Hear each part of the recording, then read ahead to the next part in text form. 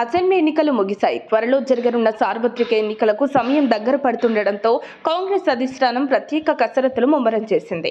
28 రాష్ట్రాల్లోని ఎంపీ స్థానాలకు సమన్వయకర్తలను నియమించింది.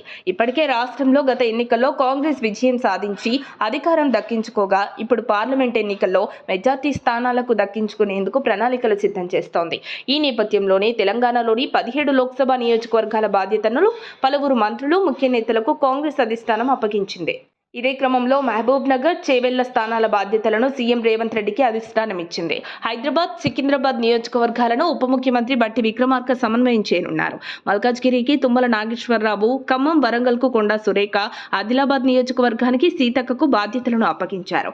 నల్గొండకు ఉత్తమ్ కుమార్ రెడ్డి, భువనగిరికి కోమటిరెడ్డి వెంకటరెడ్డి, మెదక్ నియోజకవర్గానికి దామోదర రాజనరసింహ, నాగర్ కర్నూలుకు జూపల్లి కృష్ణారావు, నిజామాబాద్ నియోజకవర్గానికి జీవన్ రెడ్డి, జహీరాబాద్కు సుదర్శన్ రెడ్డి, పెద్దపల్లికి శ్రీధర్ బాబు, మహబూబాబాద్కు పొంగులేటి శ్రీనివాస్ రెడ్డి, కరీంనగర్ పార్లమెంటు నియోజకవర్గానికి పొన్నం ప్రభాకర్కు బాధ్యతలు అప్పగించారు.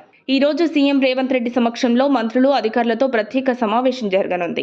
ఊహించని స్థాయిలో ప్రజాపాలన కార్యక్రమానికి విశేష స్పందన వచ్చింది. అలానే దరఖాస్తుల సంఖ్య కూడా ఎక్కువగా ఉంది. దీంతో నిజమైన అర్హులను ఎలా గుర్తిస్తారు, తర్వాత చేసే కంప్యూటరీకరణ ప్రక్రియ ఎలా ఉంటుంది, తదుపరి అంశాలపై స్పష్టత రావాల్సి ఉంది.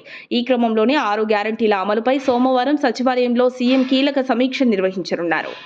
మరిన్ని అప్డేట్స్ కోసం మా కాయ్ టీవీని సబ్స్క్రైబ్ చేసుకోండి. మా వీడియో కనుక మీకు నచ్చినట్లయితే లైక్ చేయండి, షేర్ చేయండి.